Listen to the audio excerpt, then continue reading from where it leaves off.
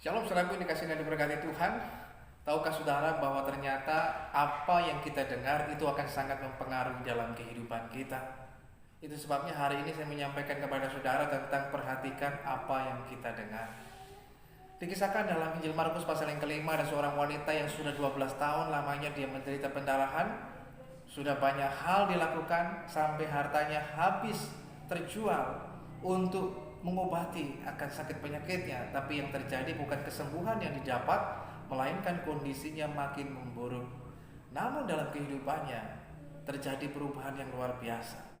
Pada saat secara manusia mungkin sudah tidak ada harapan lagi, sudah mustahil rasanya untuk dia bisa mendapatkan kesembuhan. Namun ketika dia mendengar tentang Tuhan Yesus Kristus, walaupun mungkin pada awalnya hanya sebuah kebetulan dia mendengar tentang Tuhan Yesus, namun dalam Injil Markus pasal yang kelima ayat yang ke-27, firman Tuhan mengatakan dia sudah mendengar berita-berita tentang Tuhan Yesus. Jadi bukan hanya sekali atau dua kali, bahkan berkali-kali. Dari awalnya mungkin hanya kebetulan dia mendengar tentang Tuhan Yesus, namun kemudian saya percaya ketika hal itu dia tangkap sebagai suatu hal yang memberikan pengharapan dalam hidupnya, dia tidak hanya menjadi orang yang pasif, tapi kemudian betul-betul dia mengarahkan pendengarannya, apa yang dia dengar, dan dia makin banyak mencari tahu informasi tentang Tuhan Yesus dari sebanyak mungkin orang, sehingga dalam kehidupannya muncul iman, sehingga dalam kehidupannya muncul pengharapan, sehingga ketika ada waktu yang terbaik, ketika Tuhan Yesus melintas, maka wanita itu memberanikan diri dan imannya dinyatakan dengan perkataan dan tindakan iman. Dia mendekati Yesus, menjamah jubah Tuhan, dan disitulah dia mengalami kesembuhan daripada Tuhan, dan Tuhan teguhkan lagi sampai dia mengalami kesembuhan total, bahkan juga mengalami keselamatan yang daripada Tuhan. Hal yang luar biasa terjadi dalam hidupnya. Semua diawali dari apa yang dia dengar. Demikian halnya dengan kehidupan kita. Hari-hari ini apa yang paling banyak kita dengar? Apa yang paling banyak kita taruh perhatian? Apakah kita lebih banyak mendengar tentang situasi keadaan yang sedang viral, atau kita lebih banyak mendengar tentang situasi keadaan yang ada?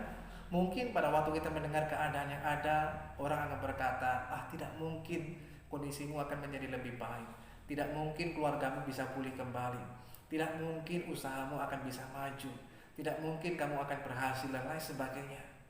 Ketika kita mengarahkan pendengaran kita pada hal-hal yang demikian, itu akan membuat kita makin terpuruk, itu akan membuat kita menjadi lemah, itu akan membuat kita menjadi orang yang hilang pengharapan dan berputus asa.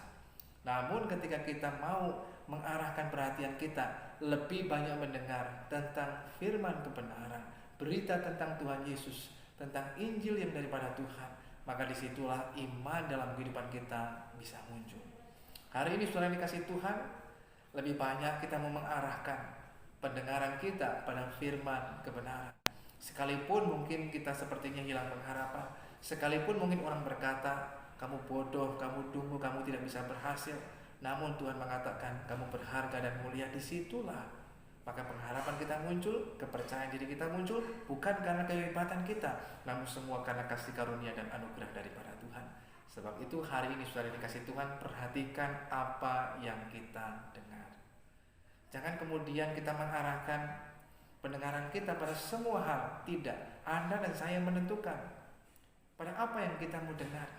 Sebab itu hari ini dalam kehidupan kita belajarlah untuk tidak lagi banyak mendengar dan memperhatikan hal-hal yang tidak perlu kita dengar, hal-hal yang bisa membuat kita menjadi lemah, menjadi ragu, menjadi bimbang.